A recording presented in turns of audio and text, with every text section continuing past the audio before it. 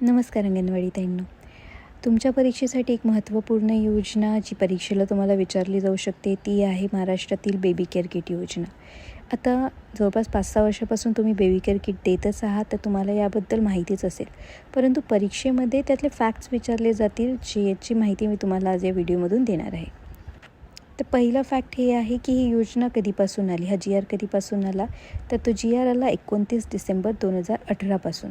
तेव्हापासून हा GR आला आहे, ही योजना लागू झालेली आहे. आता योजनेचे उद्दिष्ट खूप महत्त्वाचे, हे पाठ करून घ्या. याच्यामध्ये सर्वात पहिलं उद्दिष्ट आहे की शासकीय प्राथमिक आरोग्य केंद्र आणि शासकीय रुग्णालयात प्रसूती व्हावी मातांची, त्यासाठी हे योजना आहे. नंतर बालमृत्यूदर कमी करणे ह्या योजनेचे उद्दिष्ट आहे. आणि तिसरं उद्दिष्ट आहे गरोदर माता व नवजात शिशूंच्या आरोग्याची काळजी घेणे. तर ही 3 महत्त्वाचे उद्दिष्ट आहे. यामध्ये जवळपास 2,000 रुपयाची ही बेबी केअर किट आपण त्यांना देतो.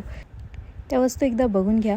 दुसरी महत्त्वाची गोष्ट म्हणजे फक्त सरकारी याच्यात नाही, जर काही कारणास्तव प्रायव्हेट याच्यात प्रसूती झाली तरीसुद्धा या योजनेसाठी लाभार्थी पात्र असतात. आणखी एक महत्त्वाची डेट आहे, ती आहे 26 ऑगस्ट 2025. तेव्हा एक सुधारणा झालेली आहे. अगोदर ही योजना फक्त पहिल्या बाळासाठी होती, मुलगा मुलगीसाठी. आता ही योजना पहिल्या आणि दुसऱ्या दोन्ही बालकांसाठी आहे. दुसरी गोष्ट, महत्त्वपूर्ण गोष्ट ही आहे की ही योजना समाजातील सर्व घटकांसाठी आहे. यामध्ये उत्पन्नाची अट नाही किंवा कॅटेगरीची अट नाही. यासाठी महिलेला अंगणवाडीमध्ये स्वतःची नोंदणी करावी लागते आणि त्यानंतर 2 महिन्याच्या आत, बाळ जन्माच्या 2 महिन्याच्या आत तिला अर्ज करावा लागतो. त्यानुसार आपण तिला बेबी केअर किट पुरवठा करतो.